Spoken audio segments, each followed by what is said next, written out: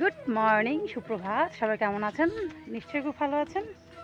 আমিও খুব ভালো আছি। চট্টগ্রাম জেলার ছোট্ট এই গ্রাম থেকে আমি লিমা, আমার নতুন আরও একটি ব্লগে সবাইকে জানাই অনেক অনেক স্বাগত আর অনেক অনেক ভালোবাসা। আজকে হচ্ছে শুক্রবার আর এখন ঘড়িতে সময় সকাল 8:45। দেখতে পাচ্ছেন, রেডি হয়ে বেরিয়ে পড়লাম মেয়েদের নিয়ে। হাঁটতে হাঁটতে আজকে ব্লগটা শুরু করলাম। ওয়েদার ভালো না, বৃষ্টি পড়ছে দু এক ফোঁটা। বৃষ্টির আগে যদি গায়ে তুলতে পারি তো ভালোই, নয়তো আবার ছাতা খুলতে হবে। আজকে পুরো 15 মিনিট লেট হয়ে গেল। ঘরে কোনো কাজকর্ম করিনি, ফিরে এসে কাজ করতে হবে। ওদের বাবা আছে ঘরে, তালা খুলে চাবি নিয়ে চলে এলাম। যদি বের হয় তো তালা লাগিয়ে বেরিয়ে পড়বে। আর কিছু ভেজা কাপড় ছিল, সেগুলোও বার করি না, কারণ ওয়েদার খারাপ। চলুন তারপর যাওয়া যাক। তাড়াতাড়ি গিয়ে তাড়াতাড়ি ফিরে আসতে হবে। এদিকে তো সব রাস্তা ফাস্তা খোরাখুরি হয়ে যাচ্ছে।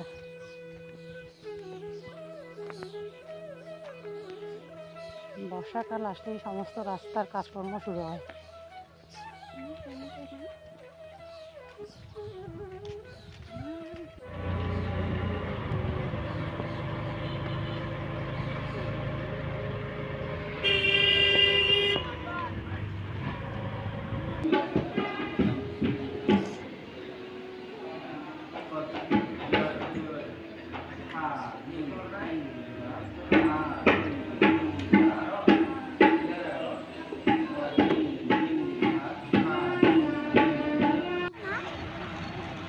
আর দৌড়ে তুমি আইসক্রিম খাবে? তাহলে আর যদি হন তো আইসক্রিম খাবে তো বলে, তাহলে ওলেও খাবে না, ওলে বাবা খাবে না।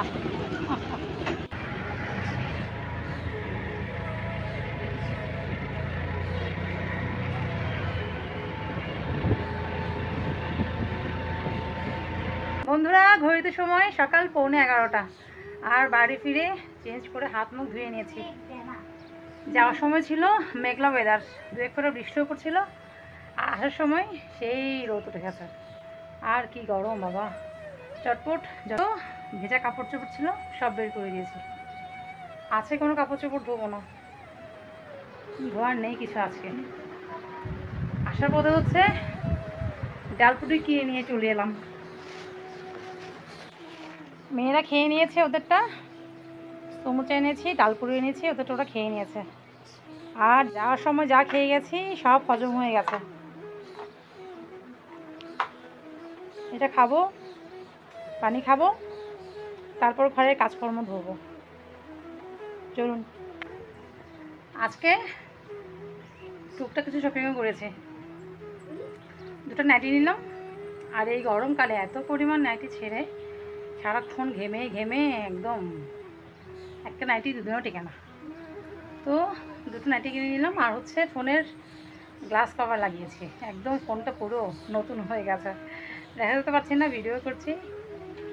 গ্লাস কভার লাগানোতে ফোনটা পুরো একদম চাকাচাক হয়ে গেছে। গ্লাসটা পুরো ভেঙে গেছিলো। আর হচ্ছে কভারটা এমনভাবে ছিঁড়ে গেছিলো যে কেউ দেখলে একদম টেস্টিজ পুরো পাংচার হয়ে যাওয়ার অবস্থা। তো চলুন, বাইরে গেলাম, টুকটাক কিছু কেনাকাটাও হলো। কিনতে তো হবেই, তো বাইরে গেলে কেমন যেন লাগে যদি কিছু না কিনি। যে বাইরে গেছি মনে হয় না। সারলে হাসছে আমার কথা শুনে। বেরোবো আর পয়সা খরচ হবে না, এটা তো হতেই পারে না। সপ্তাহে একদিনে তো বেরোই, তাই না? তো চলুন, আগে হচ্ছে বিছানাপত্র, ঘর দোর সব গুছাই, তারপর হচ্ছে অন্যান্য কাজ। দেখুন বিছানার অবস্থা। ওদিকে বাচ্চাগুলো টিভি ছেড়ে বসে গেছে কার্টুন দেখার জন্য। চলুন। তো বন্ধুরা, ঘর গোছাতে গোছাতে আপনার সাথে আমি দু একটা কথা শেয়ার করতে চাই। আর সেটা হচ্ছে, আমরা যারা মেয়ে তারা তো একটুখানি বেশি শপিং করি, শপিং সবাই করি, তবে মেয়ের একটুখানি বেশি করি ছেলেদের তুলনায়। তো আমি তো সবসময় টুকটাক শপিং করি, ঘরের জিনিসপত্র এটা সেটা, নিজের কাপড় চোপড়, বাচ্চাদের কাপড় চোপড় আর সংসারের জিনিসপত্র সবসময় প্রায় সময় কেনাকাটা করতে হয়। তো কেনাকাটা করার ক্ষেত্রে আমি কয়েকটা টিপস সবসময় কাজে লাগাই। ব্যবসায়ীরা যারা দোকানদার তারা তো সবসময় সবার কথা বলবো না, কিছু কিছু দোকানদার আছে যারা হচ্ছে একটুখানি ঠকানোর জন্য চেষ্টা করে যারা ক্রেতা তাদেরকে। তো আমরা যারা বিক্রেতা আছে তাদের কাছে ঠকে গেলে এটা কেমন যেন হয় না। তো এই জন্যে শপিং করার সময় সবসময় হচ্ছে কয়েকটা টিপস খেয়াল রাখতে হবে। প্রথম যেটা আমি করি আর কি, দোকানে গেলে কোনো কিছু শপিং করার সময় গেলে, সেটা হচ্ছে প্রথমে যে কোনো পণ্য পছন্দ হওয়ার পর আমি দোকান থেকে বুঝতে দিই না যে এটা আমার খুবই পছন্দ হয়েছে, কিছুতেই বুঝতে দিই না। হ্যাঁ ভালো লেগেছে, মানে এরকম একটা ভাব যে মোটামুটি খুব ভালো পছন্দ হয়ে গেছে, এটা যদি দোকানদার বুঝতে পারে তাহলে কিন্তু সেই পণ্যের দাম কমানো সম্ভব না। হ্যাঁ, এবার আসি তারপরের টিপসটাতে। আমার জিনিসটা পছন্দ হয়ে গেছে, এবার হচ্ছে দামাদামির পালা। প্রথমে দোকানদার দাম যেটা বলবে সবসময় খেয়াল রাখবেন যে সে দামের অর্ধেক দামটা আপনি বলবেন। দোকানদারের বলার পর তো আপনার বলার পালা, তো সেটা সবসময় খেয়াল রাখবেন। যদি 600 টাকা বলে 300 টাকা বলতে হবে। এটা আমার মায়ের কাছ থেকে শেখা। আমার মা সবসময় আমাকে শেখাতেন যে কোনো কিছু কিনতে গেলে দোকানদারের যে দাম বলবে সে দাম থেকে হচ্ছে তুমি অর্ধেক দামটা বলবে। এটা আমার মায়ের থেকে শেখা জিনিস, তো আমিও সেটা কাজে লাগাই, সবসময় এটা আমি অ্যাপ্লাই করি। তো অর্ধেক দাম বলার পর এই আস্তে আস্তে 10 টাকা 20 টাকা বাড়তে 600 টাকা জিনিস বেশি হলে 300 350 টাকার মধ্যে হচ্ছে কিনে নিয়ে চলে আসতে পারি। নিজের বাজেট যতটুকু তার চেয়ে যদি আরও কিছু কম টাকায় জিনিসটা পাওয়া যায়, তার চেয়ে তো ভালো কিছু আর হতেই পারে না। আর যদি একসাথে অনেকগুলো জিনিস কেনাকাটা হয়, অনেক টাকার কেনাকাটা হয়, তারপর তো আছে বাড়তি কিছু ছাড় পাওয়ার অধিকার আপনার অবশ্যই আছে। এক্ষেত্রেও কিন্তু আমি একদমই আপোষ করি না। তার সঙ্গে তো আছে আরও অন্যান্য টেকনিক, যেটা আপনার বুদ্ধিমত্তার মাধ্যমে আর হচ্ছে আপনার কনফিডেন্সের মাধ্যমে সেটা অ্যাপ্লাই করতে হবে। শুরুতেই দোকানদার যখন কোনো পণ্যের দাম বলবে, আপনি শোনার পর আপনার এমন ভান করতে হবে যাতে আপনি একদম আকাশ থেকে পড়েছেন। দামটা শুনে আপনি এত অবাক হয়ে গেছেন এমন একটা মানে অভিনয় করতে হবে। তাতে কি হবে, আপনি জিনিসটা অনেকটাই কম দামে কিনতে পারবেন। এমন একটা অবস্থায় আপনার থাকতে হবে যাতে সবসময় আপনি জিনিসটা কিনে অভ্যস্ত, কিংবা জিনিসটার দাম আপনার জানা আছে, এরকম একটা থাকতে হবে ভাব। আর যদি কোনো দোকানে আপনি এর আগেও যেয়ে থাকেন কিংবা কোনো দোকানে নিয়মিত কাস্টমার আপনি হয়ে থাকেন, তাহলে সেটাও অবশ্যই ওনাকে জানাতে হবে, বিক্রেতাকে, যে আমি আপনার নিয়মিত কাস্টমার, আমার কাছ থেকে আপনার একটুখানি কমিয়ে দাম রাখা। আমি আরও একটা কাজ করি, সেটা হচ্ছে দোকানদারের সাথে আমার বনিবনা না হলে আমি একদম হেঁটে বাইরে চলে আসার একটা অভিনয় করি। বন্ধুরা, আমার সবজি কাটা হয়ে গেছে। এখানটা কেটে নিয়েছে হচ্ছে আলু, বেগুন আর হচ্ছে মিষ্টি কুমড়ো ডাঁটা অল্প ছিল, সেটাও কেটে নিয়ে নিলাম। এই সবজি রান্না হবে হচ্ছে চিংড়ি মাছ দিয়ে। ছোটো সাইজের চিংড়ি মাছ আছে ফ্রিজে, সেটা দিয়ে রান্না হবে। আর ফ্রিজে যে সমস্ত ড্রয়ার ফ্রায়ার ছিল সব ধুয়ে রোদে পানি ছোটে দিয়ে দিয়েছি, শুকিয়ে গেলে ফ্রিজে ঢুকিয়ে দেবো। তো বন্ধুরা, যেটা বলছিলাম, দোকান থেকে বাইরে চলে আসার ভানটা করলে দোকানদার যদি আপনাকে পেছন থেকে ডাক দেয় তাহলে বুঝবেন ব্যাস দুর্পত্যাশ আপনার হাতে চলে এসছে। এইবার আপনাকে পাইকে আপনি নিজের যেটা বাজেট সেটার মধ্যেই হচ্ছে পণ্য বোঝাই করে আপনি ঘরে চলে আসতে। আর যে কোনো পণ্য কেনার আগে অবশ্যই সেই পণ্যটার বাস্তব দামটা সম্পর্কে একটুখানি আইডিয়া থাকলে যে কোনো পণ্য কিনতে গেলে আমরা কিন্তু ঠকবো না। সবচাইতে বড় কথা যেটা, সেটা হচ্ছে কনফিডেন্স। আপনাকে কনফিডেন্টলি কিন্তু দোকানদারকে কনভিন্স করতে হবে, এটা কিন্তু খুব বড় একটা টেকনিক। তো আমরা সবসময় তো কেনাকাটা করি, অবশ্যই আপনারা আমার এইসব টিপস ফলো করার চেষ্টা করবেন। প্রথম দিকে আমিও পারতাম না ভালো কেনাকাটা করতে, কিন্তু এখন করতে করতে আস্তে আস্তে অভ্যস্ত হয়ে গেছি। ফ্রিজটা মোটামুটি খালি নর্মাল, তাই হচ্ছে আজকে সব ড্রয়ার ফয়ার পরিষ্কার করে দিলাম। ডিপটা আজকে করবো না, ডিপটা অন্য একদিন করবো। আর আমাদের ফ্রিজে যেহেতু তালার কোনো সিস্টেম নেই, বাচ্চাগুলো যখন তখন খুলে এটা সেটা নেয়, তারপর হচ্ছে নোংরা হাতে ধরে, এই জন্যে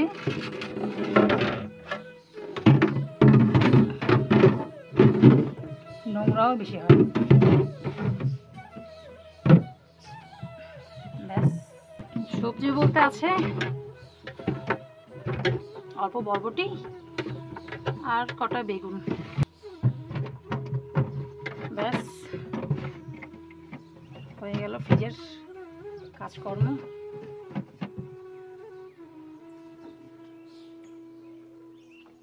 বাইরেটাও হালকা হাতে মুছে দিয়েছি।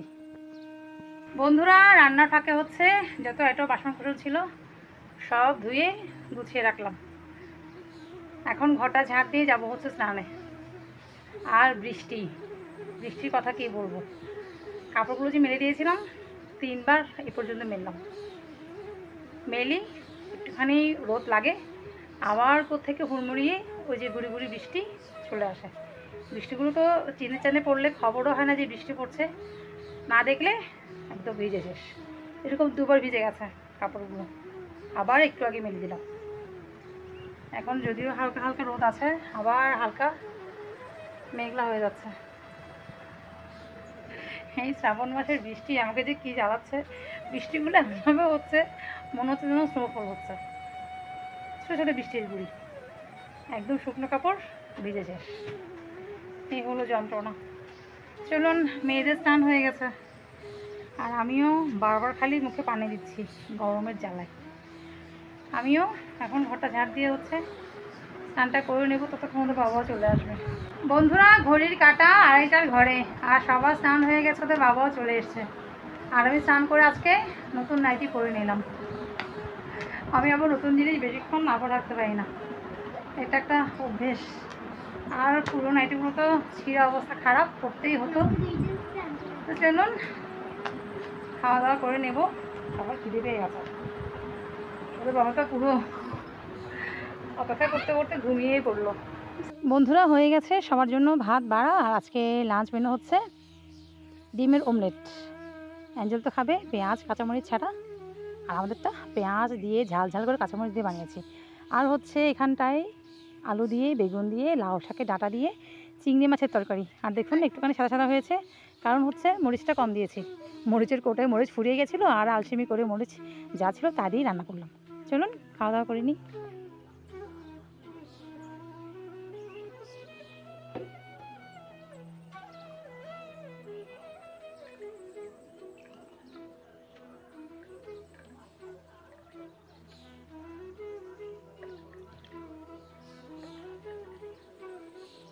গুড ইভিনিং বন্ধুরা, এখন বাজে সন্ধে 4:50, আর শালি দিয়ে দিয়েছে হচ্ছে সন্ধে বাতি। আমি সবার জন্য চা করে নিয়ে আসলাম। ওদের বাবা একটু আগে বেরিয়ে গেল ঘুম থেকে উঠে। আর আজকে দুপুরবেলা আমরা সবাই মোটামুটি একটুখানি ভালোই ঘুম দিয়েছি। আর গরমকাল তো আমার ঘুম ভালোই হয়, আগেও অনেকবার বললাম, বলেছি, এখনও বললাম। চলুন, ঠান্ডা হয়ে যাচ্ছে, চাটা খেয়ে নিই।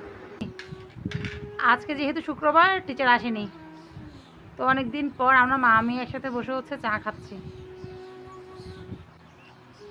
আজকে কোনো রুটি করব না, চুলে ভাত বসিয়ে দিয়েছি সবার জন্য। রুটি করব না কারণ আটা নেই। কালকে বলেছিলাম আমাদের বাবাকে, আনতে ভুলে গেছে, তো আমিও বেঁচে গেলাম, আমাকে আজকে আর রুটি করতে হলো না।